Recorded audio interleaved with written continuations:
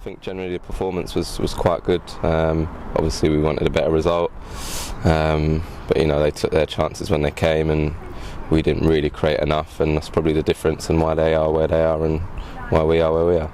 You guys are keeping your cards very close to your chest, but is there a feeling of disappointment that realistically the chances of the playoffs is probably gone?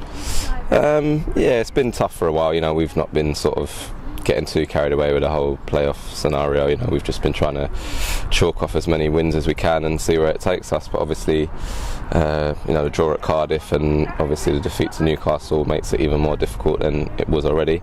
But we've got 4 good games left, and we'll be just trying to win as many as we can, and just see how high we can go.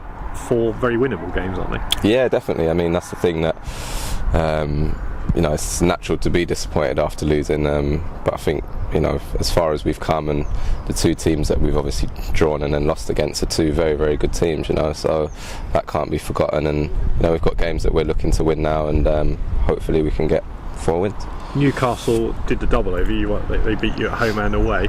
Frighteningly, Peterborough could do the same thing, and I don't want to drag that memory up again, but that was a lower moment of the season, wasn't it? It was. I mean, I didn't play. I think I'd just signed and I was still injured at the time, and a bit of a weird game by all accounts. So no, definitely, when a team's turn you over early in the season, it makes you more determined to beat them in the return game. So I'm sure that'll give us a bit of extra motivation and something we're looking to put right. And what about the injuries that are creeping in central defence? A few injuries, and a few of the guys are missing at this stage of the season, which I guess is only to be expected at the end of a long one. Yeah, it's a long, hard season, and you get bits and bobs. Obviously, Millsy's suspensions come at a bad time for us. He's playing really well, and then Zora went and got injured, but I think he was out running today, so hopefully he'll be back for the weekend. And then obviously Brynjar went and had a bit of a nasty one, so it seems to happen. We were very well stocked in that position for quite a while, and now we're sort of down to the sort of bare bones, but anyone that comes in is doing a good job, so I'm sure we'll be fine. It's another home game. The atmosphere on Tuesday night at Full House was pretty special to play in, wasn't it? Yeah, it's always nice. It's one thing you really enjoy, playing against the bigger teams, and obviously their fans were unbelievable to come all that way, and great support, and obviously it sort of gets our fans going a bit really when they've got something to shout against. So it's a big boost for us when the place is full, and you can really go out and enjoy the game. Is it time to get your summer holiday plans in place, or do you have to hold off for a bit and stay focused for the next couple of weeks? Yeah, we'll hold off just for now. A few things penciled in, but that's it. As I say, we've still got a little way to go yet, and we're looking forward to it. We're really happy where we are, and we just want to end the season well, and what will be will be.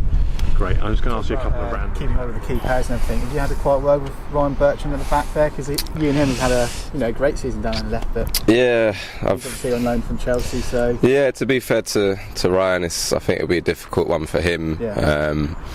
He wants to play as high as he can, and to be fair, I think he's been unbelievable this year. He's come in, and I think consistently he's definitely been one of our better players. Week in, week out.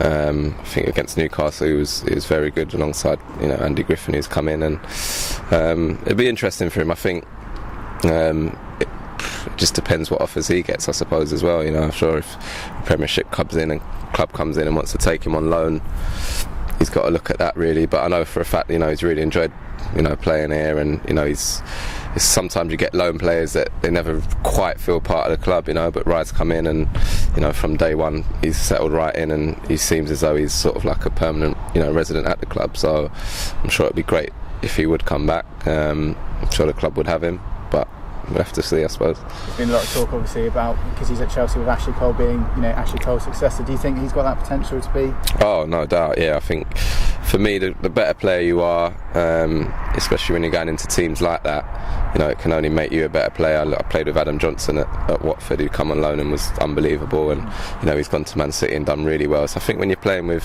that quality of player, and you're a good player yourself, you can really step on. I can't see any reason why he couldn't get into that team at some stage. Obviously Ashley Cole's probably the best left back in the world, so he's going to have to bide his time, but once he does, I can't see why he wouldn't really go and kick on there.